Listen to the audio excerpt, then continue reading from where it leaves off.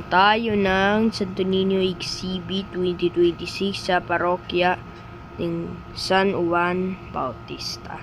So papansin nyo dito pero ito yung nasa taas na dito nila nilagay na exhibit na ito dyan nilagay dito nilagay sa may okay. Ito na ang simbahan ng San Juan.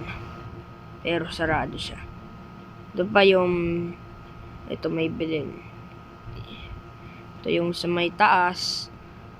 Ito ang Santo Niño exhibit ay mauumpisa to ng January 8 at matatapos siya ng January 11. Yan, pero papansin nyo dito, lipat mo.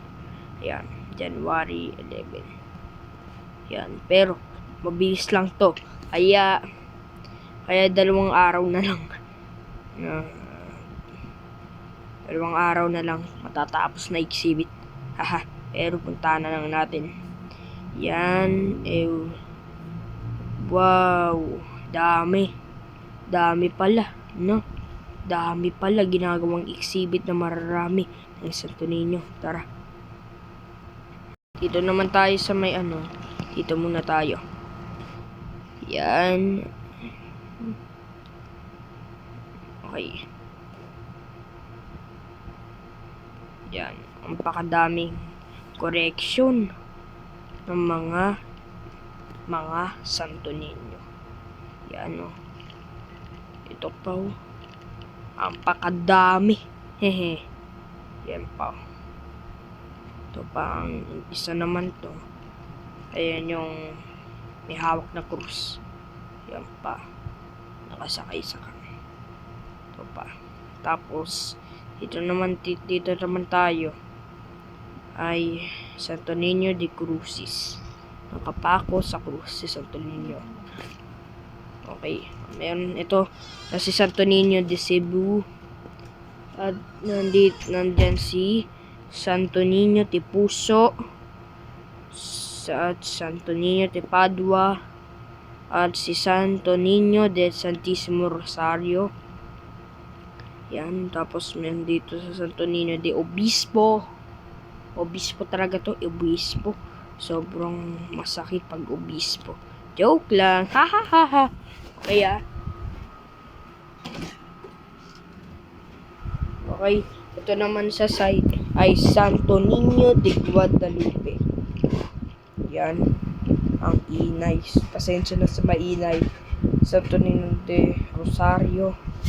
Natin basahin. Dito naman tayo, paliko. Ayan. So, ang daming correction ng exhibit ng Santo Niño. Yan. Ikot.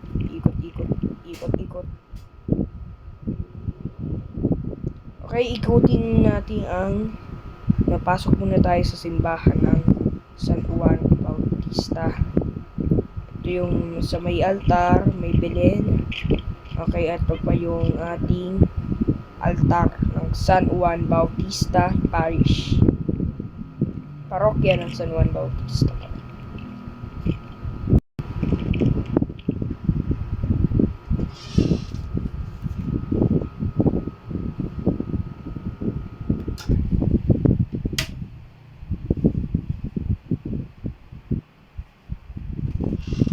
Ay, ito pa nakalimutan ko.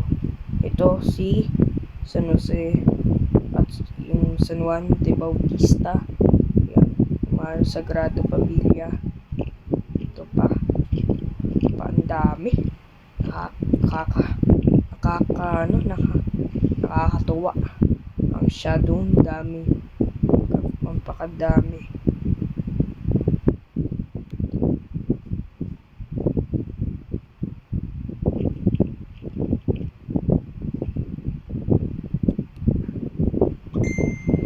Okay, so mag-subscribe kayo sa aming channel at like to subscribe sa pinalabas nating ang Santo Niño exhibit sa Minecraft Church sa loob ng Minecraft Hindi yan sa cellphone ko, dito lang sa tablet kasi nalolo ko yung YouTube ko kaya nilipat ko na siya sa aking cellphone. Nanonood kasi na ako sa browser kaya wala na papaus ng YouTube. Okay, bye-bye. Nanonood ako ng YouTube sa browser.